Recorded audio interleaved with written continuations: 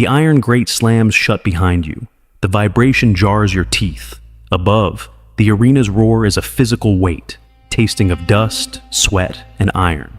You are in Rome, circa 80 AD, and you are about to learn what gladiators did to captive women.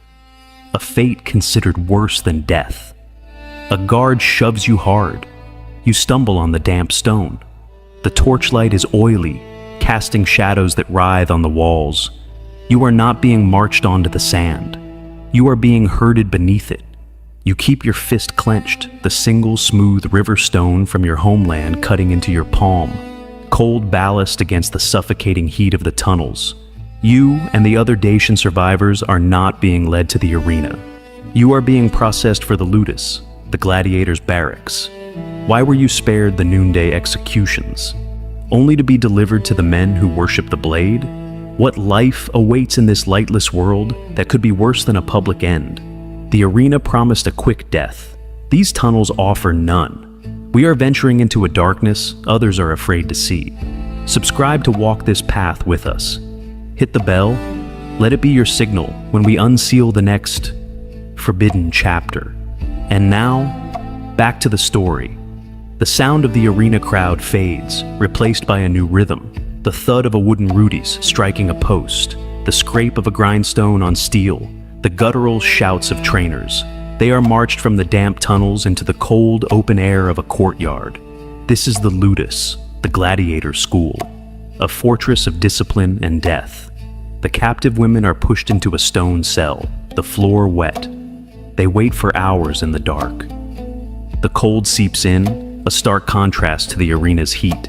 Finally, the door opens.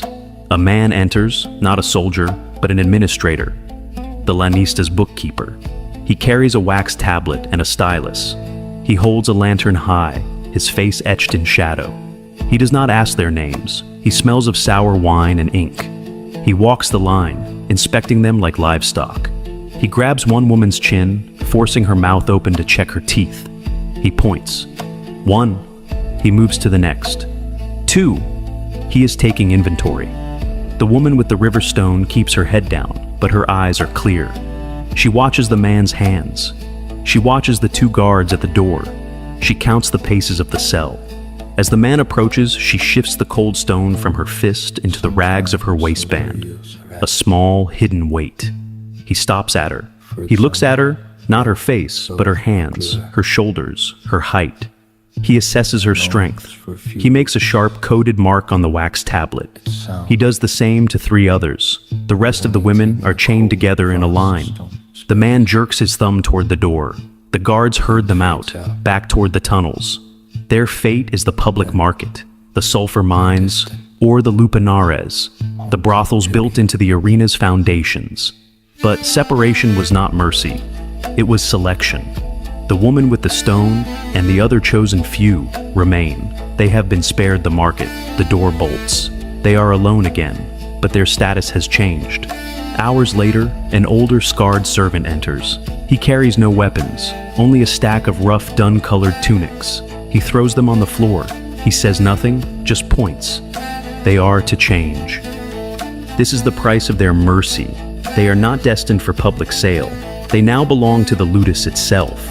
They will wash the fighters' bloody gear. They will clean the cells. They will serve the prima spada, the champion gladiators. They are no longer people. They are tools, privileges, comforts meant to keep the Ludus's most valuable, volatile assets manageable. The woman pulls the rough wool over her head. It smells of lye and old sweat. The stone is a cold knot against her stomach. She has been saved from the public hell, only to be locked inside a private one. They were not prisoners of Rome. They were prizes for Rome's prisoners. The Ludus is a machine, and the Lanista is its engineer. He is the owner, trainer, and master. He summons the chosen women, not to the cells, but to his private office. It smells of cedar, wax, and oiled leather. He is a man of precise, cold calculation. He does not shout. He explains. You are not servants, he states, looking at a ledger. Servants are cheap. You are investments. He explains the condition. The Ludus is a powder keg. His champions, the primi pali, are worth more than a senator's villa. They are violent, unstable, and superstitious. They need stabilizing influences. The women are to be given as contubernia, official companions or barracks wives. This is the ultimate mercy he offered. They will share the champion's private quarters, their food, their status.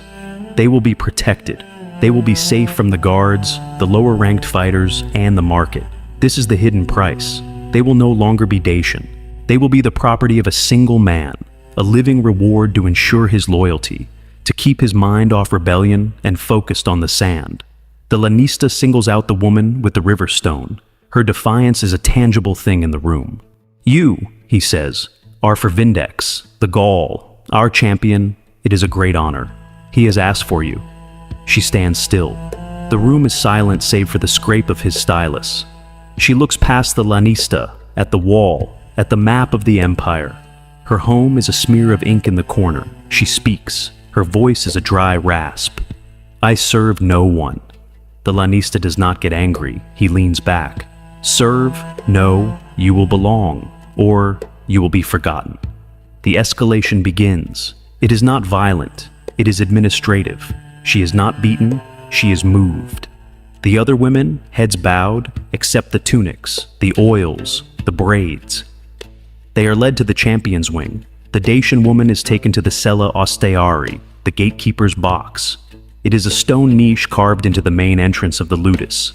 It is not a dungeon cell. It is a display case, the soft pressure, deprivation. She is given water and just enough stale bread to survive. The gate is a constant thunder of iron and wood. Guards march past. Fighters, slick with sweat and blood from practice, stream by, ignoring her. She is in the center of the world, yet utterly alone. They intended this to break her, to force her to see the comforts the other women now have, the warm food, the clean rooms, the protection of their masters. She is visible to all, yet seen by none. The deprivation hardens. The bread becomes less frequent. The nights are ice. The Lanista intended the solitude and the public shame to erode her will. He miscalculated. He did not understand her. The cell was stone. Her homeland was stone. The hunger was a fast. Her people fasted. The silence was a vow. The Lanista thought he was locking her in a prison. Instead, he had given her a temple. The cold, smooth river stone in her hand is her only scripture.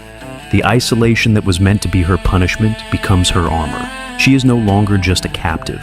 She is a witness. The why was now clear. The women were not just bodies. They were psychological tools, human shields against the gladiator's own rage. The price of their mercy was their soul. But the price of refusal was not death. It was erasure. The champion Vindex walks past her cell every day. He stops. He watches her through the bars. She watches him back. She has refused the master, but what happens when the monster decides he will not be refused? The Gaul, Vindex, stops at her cell.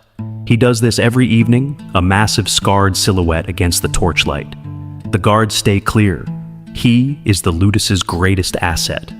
One night, he does not just look. He speaks to the gatekeeper. A key grinds in the lock. She stands. The stone is a cold weight in her hand. This is it. The end. He does not lead her to his quarters.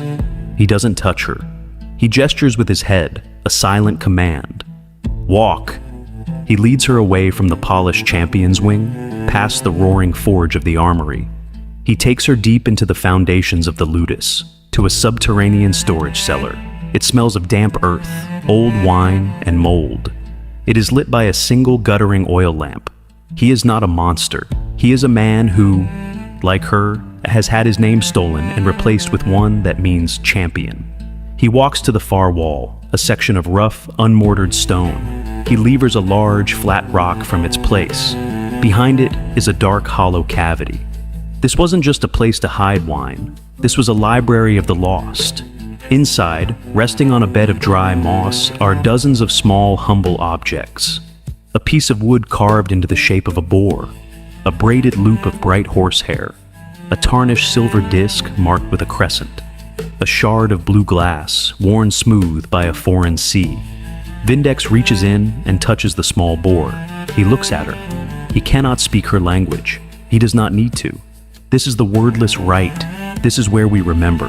The hidden truth was not one of violence, but of conspiracy. The Lanista thought he managed his fighters with rewards. But the fighters and the captive women assigned to them were building a silent, invisible world beneath his feet. They were not master and slave. They were fellow prisoners, preserving the names and gods that Rome had tried to grind into dust. Archaeological finds confirm this. In 2003, an excavation beneath the Gladiator barracks at Carnuntum, Austria, uncovered small, hidden caches within the walls of the living quarters, spaces just large enough for personal, non-Roman items, concealed from official view. The Dacian woman looks at the collection. She sees the river stone in her own palm. It is not just her ballast anymore. It is a word, a name.